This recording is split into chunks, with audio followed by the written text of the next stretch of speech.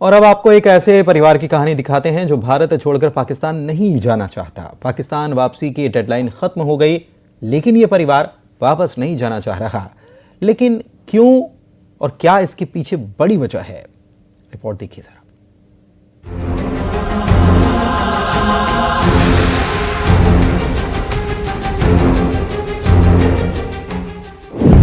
हमें पाकिस्तान नहीं जाना।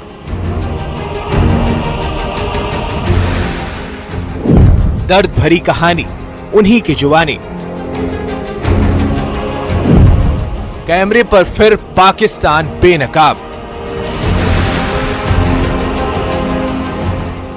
ये पाकिस्तान के रहने वाले रामचंद्र हैं, जो कि 29 मार्च को बॉर्डर पार कर 45 दिन की वीजा पर भारत आए थे। 1 अप्रैल को इंदौर पहुंचे। लगभग 1 महीने में रामचंद्र ने इंदौर में नौकरी ढूंढ ली और अपना छोटा सा आशियाना भी बना लिया। रामचंद्र अपनी पत्नी और 2 छोटे बच्चों के साथ जगजीत नगर में किराए के मकान में रहते हैं। न्यूज़ 18 के साथ बातचीत में रामचंद्र ने कहा कि पाकिस्तान में हालात बद से बदतर हैं। दहशतगर्दी का माहौल है, हर समय आतंकी खुलेआम आतंक मचाते हैं। पाकिस्तानी नागरिक रामचंद्र इस वक्त हमारे साथ मौजूद हैं। हम इंदौर में हैं और ये पूरा परिवार उनका जो है, इस वक्त आप तस्वीर देखेंगे, ये उनका पूरी फैमिली है जो हमारे साथ मौजूद है। और ये लगभग 1 महीना पहले पाकिस्तान से सब कुछ अपना छोड़कर भारत आ चुके हैं। अब इस परिवार के मन में चिंता है और सबसे बड़ी बात इस बात का डर है कि कहीं उन्हें लौट कर पाकिस्तान जाना ना पड़ जाए। पाकिस्तान में जो कुछ था इनका, ये छोड़ चुके हैं और सब कुछ छोड़कर ये भारत आ चुके हैं और इस उम्मीद पर कि आने वाला जो बचा जीवन है वो भारत में ही काटेंगे। जो कुछ करेंगे भारत में करेंगे, लेकिन भारत में रहेंगे। लेकिन जब से केंद्र सरकार का बड़ा फैसला सामने आया है कि जो शॉर्ट टर्म वीज़ा पर यहाँ लोग हैं, उन्हें भारत छोड़कर पाकिस्तान जाना होगा।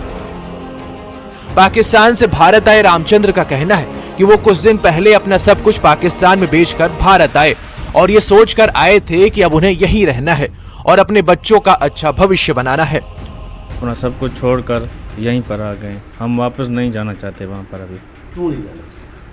बस बच्चों का फ्यूचर है यहाँ पर, जो है ना, हमें अपने आप को सिक्योर फील कर रहे हैं। बच्चों की यहाँ पर जो है ना, एजुकेशन का मामला है, बहुत सारे हैं।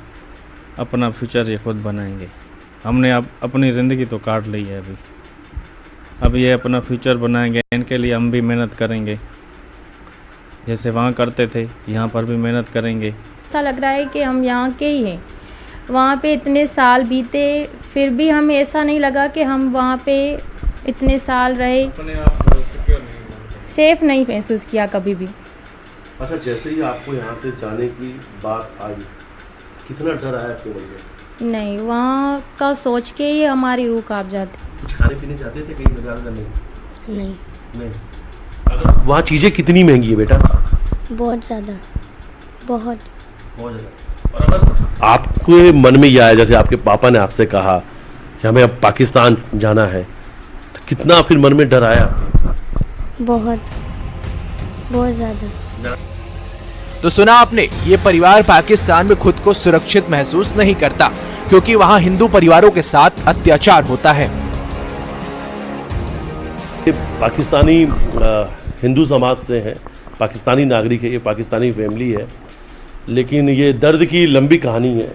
आंखों में आंसू है। इन परिवार के साथ देखिए, बच्ची खामोश है और जो उनके माता पिता हैं उनकी आंखों में आंसू है, आंखें नम है। ये वो दर्द है।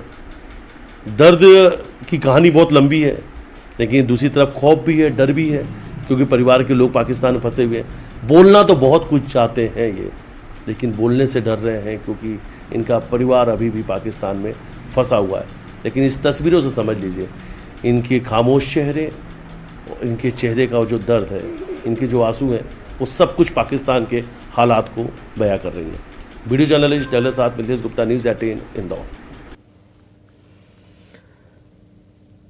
पहलगाम में हुए आतंकी हमले के बाद लोगों में गुस्सा है और इस बीच भोपाल में विश्व हिंदू परिषद और बजरंग दल की ओर से पोस्टर लगाए गए, जिसके जरिए हिंदुओं को जागरूक करने की बात कही गई। ये संदेश भी दिया गया कि अब नाम पूछने की आदत डाल लीजिए, क्योंकि ये आदत आपके बच्चों के भविष्य को सुरक्षित रखेगी। तो आखिर नाम पूछने से कितना होगा हिंदुओं का भविष्य सुरक्षित, ये रिपोर्ट देखिए।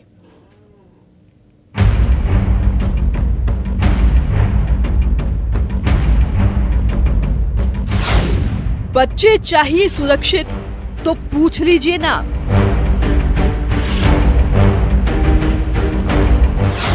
भविष्य के लिए वीएचपी ने रखी है मांग।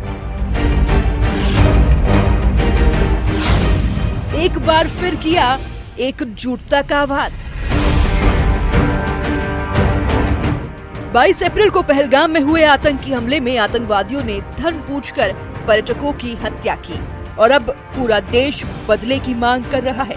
इसी बीच राजधानी भोपाल में विश्व हिंदू परिषद और बजरंग दल की ओर से एक पोस्टर लगाया गया है जो कि चर्चा का विषय बन गया है।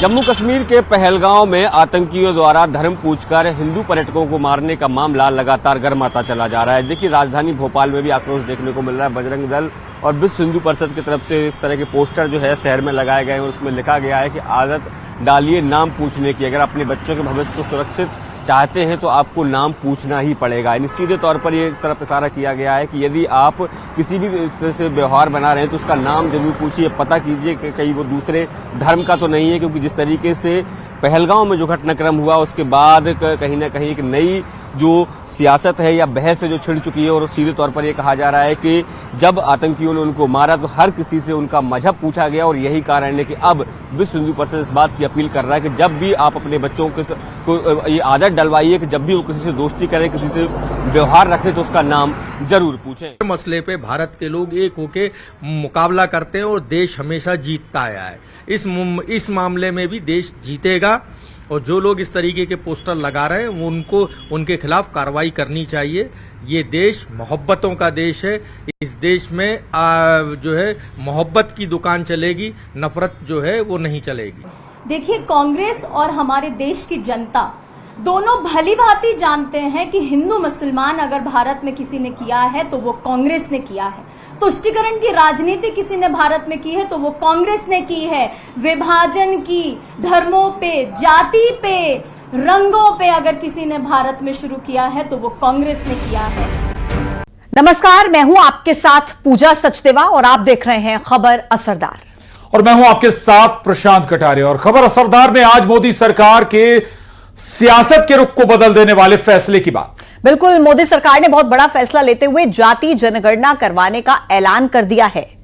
यह वो मुद्दा है जिस पर जमकर सियासत हुई और विपक्ष ने सरकार को घेरने का प्रयास भी किया। लेकिन आज मोदी सरकार ने ऐलान करते हुए कांग्रेस पर जोरदार हमला किया और कहा कि 1947 के बाद से इस देश में जाति जनगणना नहीं हुई।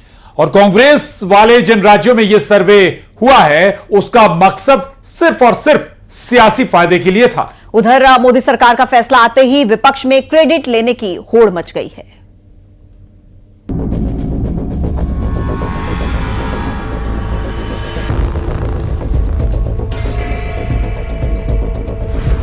मोदी सरकार ने आज एक और ऐतिहासिक फैसले पर मुहर लगा दी। पहलगाम हमले के बाद हुई पहली कैबिनेट बैठक में सरकार ने बहुत बड़ा फैसला लेते हुए ऐलान कर दिया कि वो जनगणना के साथ ही जाति वाली जनगणना भी कराएगी। इस ऐलान के साथ ही सरकार ने कांग्रेस की पिछली सरकारों पर वार भी किया। दिनांक 30/4/2025 के दिन प्रधानमंत्री श्री नरेंद्र मोदी जी के नेतृत्व में राजनीतिक विषयों की कैबिनेट समिति ने यह निर्णय लिया है कि जातियों की गणना को आने वाली जनगणना में सम्मिलित किया जाए। कांग्रेस की सरकारों ने आज तक जाति जनगणना का विरोध किया है। वर्ष 2010 में तत्कालीन प्रधानमंत्री दिवंगत डॉक्टर मनमोहन सिंह जी ने लोकसभा में आश्वासन दिया था कि जाति जनगणना पर कैबिनेट में विचार किया जाएगा। इस सब के बावजूद कांग्रेस और इंडी गठबंधन के दलों ने जाति जनगणना के विषय को केवल अपने राजनीतिक लाभ के लिए उपयोग किया। जाति जनगणना के फैसले को केंद्रीय मंत्री अमित शाह ने भी ऐतिहासिक करार दिया। अमित शाह ने अपने सोशल मीडिया हैंडल एक्स पर लिखा कि कांग्रेस और उनके सहयोगी दलों ने दशकों तक सत्ता में रहते हुए जातिगत जनगणना का विरोध किया और विपक्ष में रहते हुए इस पर राजनीति की। लेकिन आज के फैसले से आर्थिक और सामाजिक रूप से पिछड़े सभी वर्गों का सशक्तिकरण होगा, समावेशन को बढ़ावा मिलेगा और ये फैसला वंचितों की प्रगति के नए मार्ग को प्रशस्त करेगा। जातिगत जनगणना वो मुद्दा है जिस पर राहुल गांधी और अखिलेश यादव से लेकर तेजस्वी यादव तक काफी मुखर रहे हैं।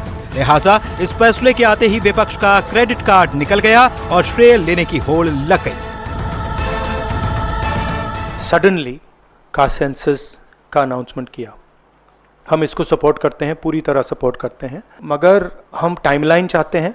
हम जानना चाहते हैं ये कब तक होगा।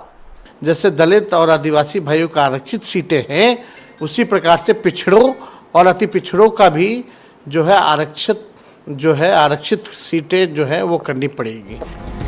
उधर बीजेपी के सहयोगी दलों ने जातिगत जनगणना के फैसले का स्वागत किया और प्रधानमंत्री मोदी का आभार जताया।